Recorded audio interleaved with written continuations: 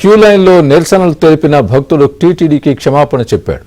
Tirumala queue లైన్లో టీటీడీకి వ్యతిరేకంగా నిరసనలు తెలపడమే కాకుండా అక్కడ ఉన్న భక్తులతో కూడా ఓ భక్తుడు నినాదాలు చేయించాడు. అనంతరం భక్తుడు క్షమాపణ కూడా చెప్పాడు.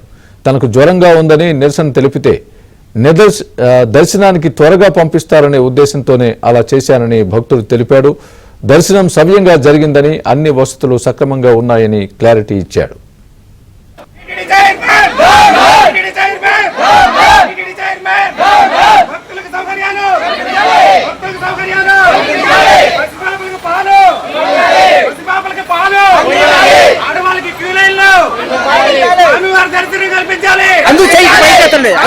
అందరూ చేయికి పైకెత్తండి,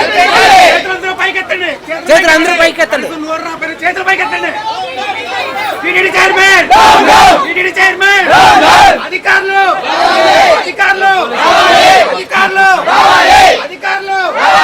ఈ ఫీవర్గా ఉండడం వల్ల ప్రెస్టేషన్లో ఉండి నేను కొంచెం తప్పుగా మాట్లాడడం జరిగింది. ఫుడ్ అందరికీ ఇక్కడ ఆ తర్వాత తెలుసుకుంటే ఈరోజు 1,00,000 మంది పైగా భక్తులు వచ్చారని చెప్పేసి తెలిసిందండి. నేను కూడా రియలైజ్ అయ్యాను. అటువంటిది ఇటువంటి పవిత్రమైనటువంటి దేవాలయంలో నేను ఈ విధంగా మాట్లాడటం నేనే ఎంతో శోభకు కూడా గురవుతున్నాను.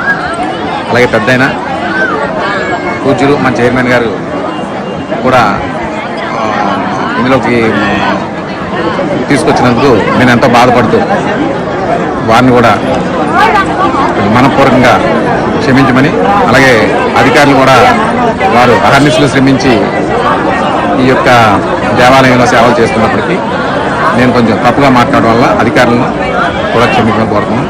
పొరపాటుని ఇటువంటిది ఎప్పుడూ నేను చేయలేదు. ఈ పొరపాటుని మరి వారు మన్నించవలసిందిగా కోరుతాను.